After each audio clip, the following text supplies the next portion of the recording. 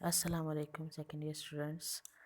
آج سے انشاءاللہ ہم باقاعدہ آن لائن کلاسز کا آغاز کریں گے اور موسٹلی سلیبس آپ کا کور ہے۔ آپ بھی جانتے ہیں لاسٹ چیپٹر ہم پڑھ رہے تھے اور وہ کمپلیٹ ہو چکا۔ اس کا آئی ہوپ سو کہ آپ نے اس کے شارٹ کوسچنس اور ایم سی کیوز کر لیے ہوں گے۔ تو آج ہم ٹاپک دیکھیں گے افراط زر کا۔ تو افراط زر میں افراط زر کیا ہوتا ہے؟ اگر دیکھا جائے افراط زر، تو افراط زر سے مراد عام بول چال میں ہم لیتے ہیں اشیاء کی قیمتیں، ٹھیک ہے۔ تو جب عام طور پر جب اشیاء کی قیمتیں بڑھ رہی ہوتی ہیں تو ہم اسے افراط زر کا نام دیتے ہیں۔ لیکن اگر اکنامکس کے ٹرم میں ہم دیکھتے ہیں تو اس میں جب اشیاء و خدمات کی مجموعی طلب ان کی رسد کے مقابلے میں زیادہ ہو جائے تو ہم اسے کہیں گے کہ یہ افراط زر ہے، یعنی ڈیمانڈ زیادہ ہو اور سپلائی کم ہو۔ تو مارکیٹ میں جب ڈس ایکویلبریم اس طرح کا کریٹ ہو جائے تو پھر پرائسز خود بخود اوپر کی طرف موو کر جاتی ہیں، تو اس کو ہم افراط زر کا نام دیتے ہیں۔ افراط زر اگر ہم دیکھیں مختلف جو اکانومسٹ ہیں انہوں نے مختلف طریقے سے اس کو ڈیفائن کیا۔ تو اے پی لرنر کے الفاظ میں افراط زر ایسی حالت ہے جس کہ اشیاء و خدمات کی طلب ان کی رسد کی نسبت بڑھ چکی ہو۔ پھر پروفیسر کراؤتھر کہتے ہیں کہ افراط زر ایک ایسی صورتحال ہے جس میں زر کی قدر گر رہی ہوتی ہے، قیمتیں چڑھ رہی ہوتی ہیں۔ تو جب بھی افراط زر ہوتا ہے، اشیاء کی قیمتیں بڑھتی ہیں، تو اس کا مطلب ان ادر ورڈز زر کی قدر میں کمی واقع ہو رہی ہوتی ہے، یعنی اب پرچیزنگ پاور کم ہو جاتی ہے زر کی۔ پھر اگر سادہ اور آسان طریقے سے ہم اس کو ڈیفائن کرنا چاہیں انفلیشن کو، تو ہم کہہ سکتے ہیں too much money chasing too few goods, بہت سا روپیہ بہت تھوڑی سی اشیاء کے تعاقب میں جب ہوتا ہے تو ایسی صورتحال کو ہم انفلیشن کہتے ہیں۔ یعنی اس سے انفلیشن کے دور میں زر کی قدر کم ہوتی چلی جاتی ہے، لوگوں کی زرعی آمدنیاں جو ہیں وہ بظاہر بڑھتی ہیں، زیادہ دکھتی ہیں، لیکن اصل میں حقیقی جو آمدنی ہے اس میں کمی واقع ہوتی چلی جاتی ہے، یعنی پرچیزنگ پاور زر کی کم ہو جاتی ہے۔ زر کی کچھ کائنڈس ہیں، افراط زر کی کچھ کائنڈس ہیں انفلیشن کی، تو اسے ہم دیکھتے ہیں اگر قیمتوں کی جو سطح ہے وہ اس میں اضافہ بہت کم ہو رہا ہو، آہستہ آہستہ سے اضافہ ہو رہا ہو، 2 سے 3% اس میں اضافہ ہو، تو ہم یعنی 2 سے 3% کا مطلب یہ ہے کہ 30 سے 50 سال کے عرصہ میں اگر ہم قیمتیں بڑھ رہے دوگنا ہوں تو اس کو ہم خزندہ یا کریپنگ انفلیشن کا نام دیں گے۔ اگر قیمتوں کا معیار تقریباً 10 سال کے عرصے میں دوگنا ہو جائے تو واقعی انفلیشن ہوگا، اور اگر قیمتیں 3 سے 5 سال کے عرصہ میں بڑھ رہی ہوں تو دوگنا ہو جائیں تو ہم اس کے رننگ انفلیشن کا نام دیں گے۔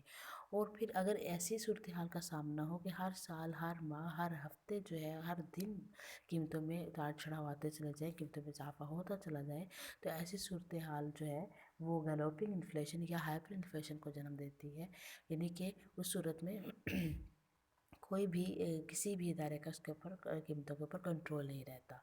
تو پھر یہ تو تھی کہ افراط زر کس طرح سے جو ہے کتنے پرسنٹیج جو ہے وہ اس کو افیکٹ کر سکتی ہے۔ اب ہم دیکھتے ہیں کہ بعض اوقات افراط زر کی ریزنز ہوتی، صرف افراط زر کی ریزنز کیا وجوہات ہوتے ہیں جن کی وجہ سے ہماری ڈیمانڈ جو ہے وہ زیادہ کے مقابلے میں رسد جو ہے وہ بڑھ نہیں پاتی، کم رہتی ہے۔ تو پہلے ہی ہم دیکھیں تو بعض اوقات خسارے کی سرمایہ کاری جو بغیر گارنٹی کے نوٹ مختلف مقاصد کے لیے گورنمنٹ نے جیسے ڈیولپمنٹل پروجیکٹ سٹارٹ کیے ہوتے ہیں، یا گورنمنٹ کو روپے کی جب ضرورت ہوتی ہے تو پھر اس کے لیے جب منی نہیں ہوتی، باہر سے قرض بھی نہیں ملتا، تو پھر گورنمنٹ کیا کرتی ہے، جو خسارے کی سرمایہ کاری کرتی ہے، بغیر گارنٹی کے نوٹ چھاپے جاتے ہیں۔ تو جب اس کی وجہ سے زر کی مقدار ملک کے اندر بڑھ جاتی ہے تو اس قسم کے افراط زر کو ہم ڈیفیسٹ انڈیوسڈ افراط زر کہتے ہیں، یعنی خسارے کی وجہ سے جو ہے وہ ہونے والا افراط زر۔ اور اگر بعض کا جب ہم دیکھتے ہیں کہ مزدور یونینز اکٹھی ہو جاتی ہیں اور ظاہر ہے جب پرائسز بڑھ رہی ہوں تو اس صورت میں مزدور بھی اپنے ویج کو بڑھانے کے لیے جب احتجاج کرتے ہیں، بڑھانے کے لیے جب جو ہے وہ ایفرٹس کرتے ہیں تو ان کی اجرتیں بڑھ جاتی ہیں۔ جب ان کی اجرتیں بڑھ جاتی ہیں تو پھر کاسٹ آف پروڈکشن بڑھ جاتی ہے، تو کاسٹ آف پروڈکشن کے بڑھنے سے بھی جو ہے وہ افراط زر سامنے آتا ہے۔ اور اس کو ہم کاسٹ پش انفلیشن بھی کہہ سکتے ہیں. لیکن اگر صرف اجرتوں کے بڑھنے کی وجہ سے اضافہ ہو جائے اشیاء کی قیمتوں میں تو اسے ویج انڈیوسڈ انفلیشن کہا جائے گا. پھر اگر سوسائٹی کے اندر، ملک کے اندر، اکانومی میں کاروباری حضرات جو ہیں وہ ناجائز منافع خوری یا زائد منافع لینے کا رجحان جنم لے رہا ہو، لوگ اشیاء کی قیمتیں بڑھا چڑھا کر پیش کریں اور زیادہ قیمتیں وصول کرنا چاہیں، تو اس صورت میں جو افراط زر ہوگا وہ پروفٹ انڈیوسڈ افراط زر کہلاتا ہے. بعض اوقات ایسا ہوتا ہے کہ افراط زر کے اثرات معیشت کے پوری شعبے پر نہیں پھیلتے. کسی ایک شعبے میں بہت زیادہ مہنگائی ہو جاتی ہے تو اس کو ہم سپورایڈک یا سیکٹورل انفلیشن کہتے ہیں.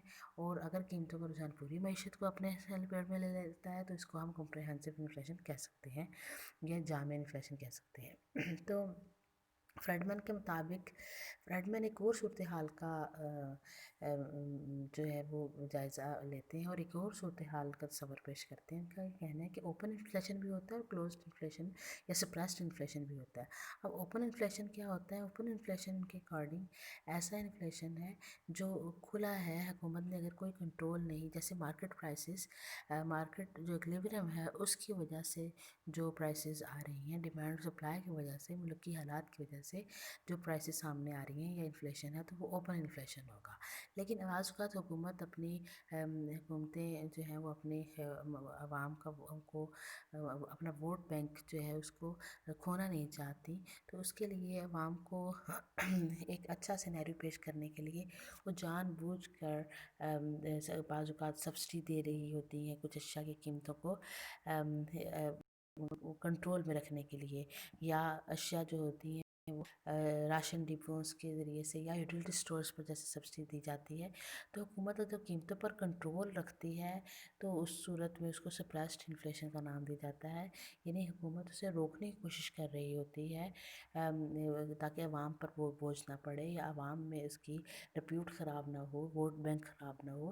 اس صورت کو ہم سپریسڈ انفلیشن کا نام دے سکتے ہیں یا دیا جاتا ہے.